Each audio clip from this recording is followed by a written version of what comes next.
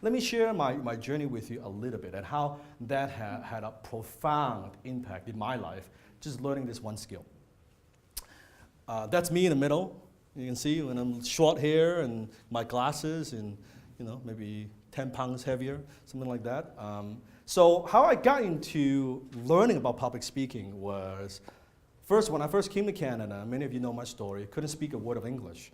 So when I was going through high school, I was going to Gifford Park in Surrey at the time, and I was one of the only 3 Chinese in my school, and I was terrified of public speaking because I couldn't speak.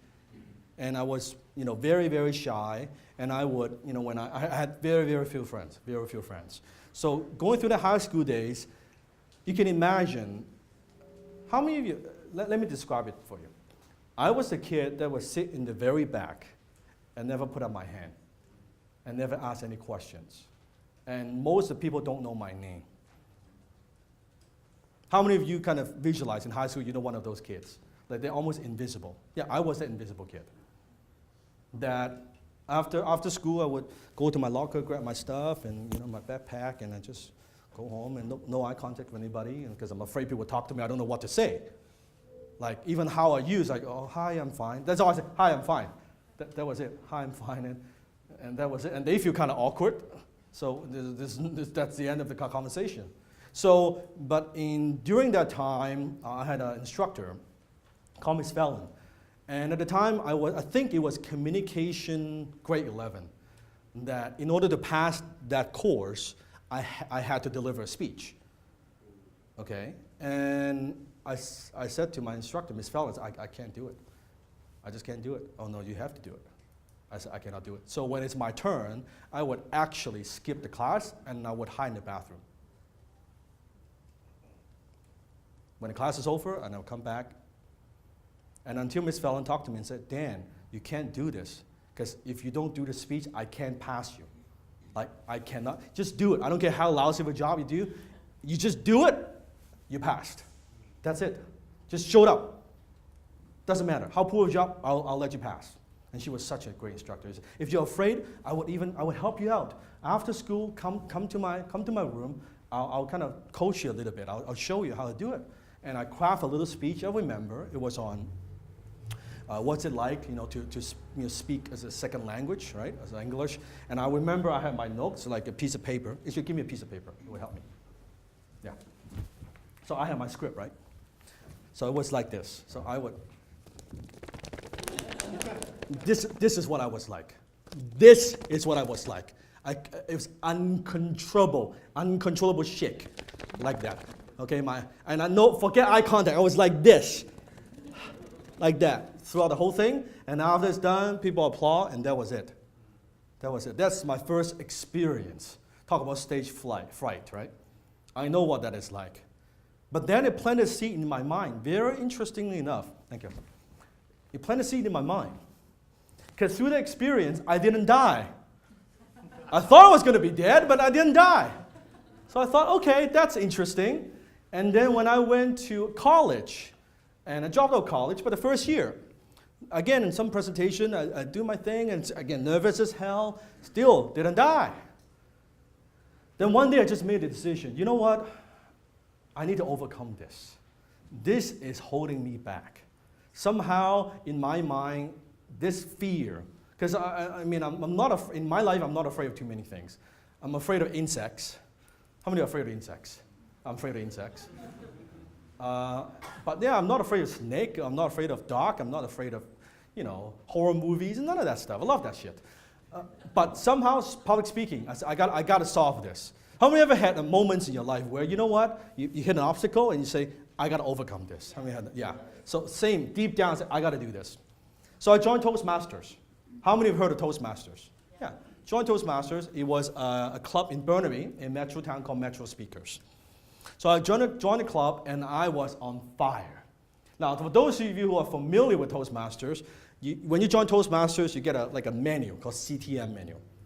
Okay? And I was doing a speech every fucking week. Every week I was doing a speech. And after about 6 months of that, 6 months, like just immersion, total immersion. Every week I'm doing something. humor speech, persuasion story, anything, icebreaker. Let's just keep doing it. Every table topic. Every week I'm doing something. Sometimes I'll even go to a different club. I do 2 speeches per week. And after about 6 months of that, people start, you know how it is when you do a speech, they give you a little, they give a little form for people to fill it out, to give you feedback. At first it was, yeah, you know, you should do this. And afterward, oh, great job, excellent. I'm getting all the positive feedback. I'm like, wow, well, okay, where's the constructive criticism? Not much. And people started coming up to me and saying, man, Dan, you're good at this. You have a natural talent. Me? Natural talent? Like, what's so natural about that? There's nothing natural about that. But people start, yeah, you're good at this. I mean, you know. And then one day, I don't know what got into me.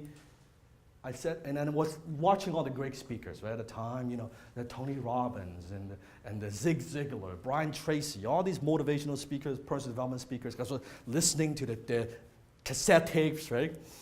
VHS, seriously, VHS tapes, cassette tapes, not YouTube. And I was like, wow. And I see them, I'm like, what if someday I could be up there? If I could do what they do, wouldn't that be neat? And I told my mom, Mom, I'm going to be a public speaker. My mom was like, I remember in her kitchen, washing the dishes, right? Yeah, Mom, I'm going to be a public speaker. Do your homework. You know? Not very supportive. They said, no, Mom, I'm going to be like those guys. Speak to hundreds of people. I'm going to do your homework. You know, that's my mom. But I just had that dream. So I joined Toastmasters, and then after a year, they voted me to run the club, to be the president of the club. At the time, I believe I was the youngest president for a Toastmasters club in British Columbia, and at the time, we are the most successful club in British Columbia. We charge more than anybody else. We have more members than anybody else. We won more awards than anybody else. Look, I mean, all the ribbons and everything. I mean, at the back, there are also ribbons. We produce more good speakers than anybody else. What's very interesting, through that same period of time, all the people, I wasn't the only one that had this dream to be a professional speaker, to impact lives. But guess how many of them actually became a professional speaker? Except me. I'm the only one. Other than me, it's none. Out of the hundreds and hundreds of people. So what's the difference? What's the difference? What's the difference that makes a difference? Would you like to know why? Yeah. I'll share those skills with you. So anyway, that was me back then. How many can sense, even from the body language, I did not have a lot of confidence? You can see from the facial expression. That was me back then, this is me today. A lot of hard work. A lot of hard work. And then there was me doing my little speech in a local, I think, community center or something like that. You can see my music stand, because I would have a music stand in front of me, and I would have my notes, right? Have my notes, and everything would be typed out word for word, and I would look at it, and I would deliver, I would look at it, I would deliver. But again, now I've evolved. Do you see notes in front of me? No. This is my note. That's it. This is it. So again, skill. You can hone your skill from that to this. Because I want to show you the before and after.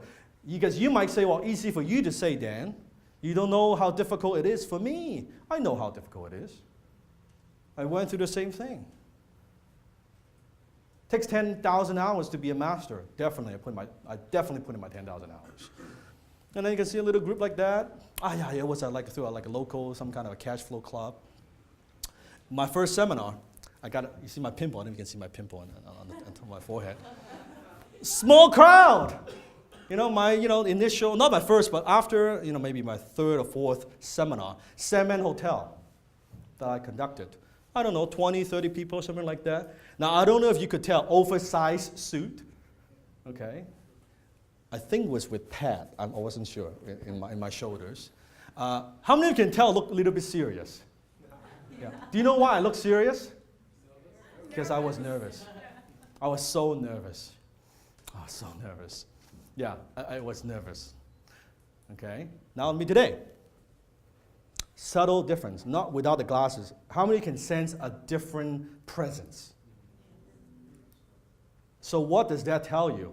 You could develop this. I wasn't born with this ability, okay? You could develop, you could hone this skill. Anybody can do it. I wasn't born with this ability. So how many want me to give you that ability? Yes? Yeah. I'm gonna give you that ability. 10 times your finances, 10 times your business, 10 times your marketing, 10 times your life. Hit the subscribe button now.